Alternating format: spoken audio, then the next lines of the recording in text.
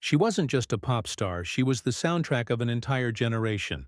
With Baby One More Time, Britney Spears became the ultimate pop princess, adored by millions around the world. But while her voice dominated the airwaves, her life spiraled into chaos. Behind the glittering lights and million-dollar tours, Britney faced betrayal, heartbreak, and the most shocking scandal in modern pop culture, a conservatorship that stripped her of freedom for 13 long years. Paparazzi chased her every move, tabloids profited off her pain, and the world watched as she unraveled before their eyes. Yet against all odds, Britney fought back. This isn't just the story of fame, it's the story of survival. Welcome to the rise, the fall, and the rebirth of Britney Spears. Britney Jean Spears was born on December 2, 1981 in Macomb, Mississippi, and raised in the tiny town of Kentwood, Louisiana. From the beginning, her life was a blend of small-town simplicity and big dreams. Her mother, Lynn, worked as a school teacher, while her father, Jamie, struggled with alcohol and financial instability. For Britney, music became both an escape and a gift. By the age of 3, she was already performing in dance recitals and singing in her local Baptist church. Her powerful voice and natural charisma stunned everyone who saw her on stage. Determined to nurture her talent, her parents drove her to countless auditions and competitions. The Spears family didn't have much money, but they believed Britney could be their ticket to something greater. At just 8 years old, she auditioned for the Mickey Mouse Club, but was told she was too young. Instead of giving up, she trained harder, taking vocal lessons and attending a performing arts school in New York. By age 11, she returned and won a spot on the show, joining future icons like Justin Timberlake, Christina Aguilera, and Ryan Gosling. Though still a child, Britney was already thrust into a professional world, where discipline, ambition, and performance mattered more than innocence.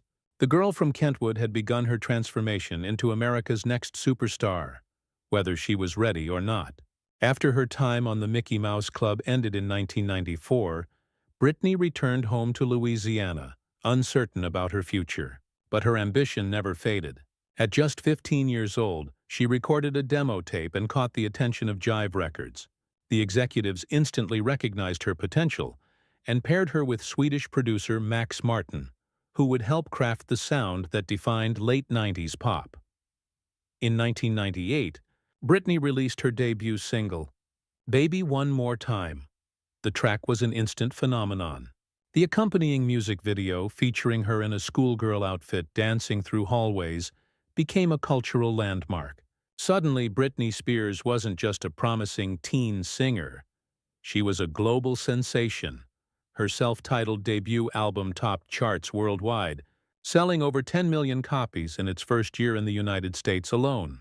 By 2000, with the release of Oops, I Did It Again, Britney cemented herself as the biggest teen idol on the planet.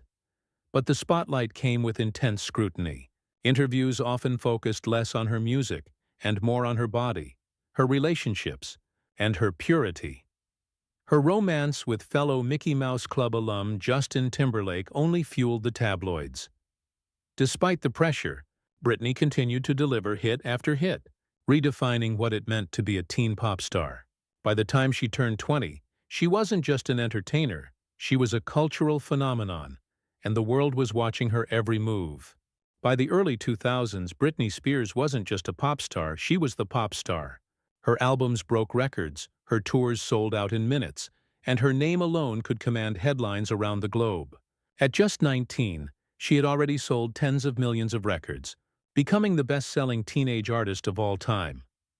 Her 2001 MTV Video Music Awards performance, where she danced with a massive albino python draped across her shoulders, instantly became one of the most iconic moments in pop history. Britney was no longer simply the girl next door. She was a global symbol of daring and spectacle. Her third studio album, Britney 2001, showcased a more mature, edgier sound, with hits like I'm a Slave for You, signaling her evolution from teen idol to adult superstar. By 2003, her collaborations with Madonna, including their infamous onstage kiss at the VMAs, cemented her status as a provocateur who knew how to command attention. Meanwhile, Her tours, like Dream Within a Dream, were spectacles of cutting-edge technology, blending futuristic visuals with choreography that pushed the boundaries of live pop performance. Financially, Britney was at the peak of her empire. Endorsement deals, fragrances, and record-breaking sales made her one of the wealthiest young stars in the world. Yet, behind the perfection of the stage, cracks were forming. Her breakup with Justin Timberlake became a cultural moment, amplified by his song Cry Me a River, which painted Britney as the heartbreaker.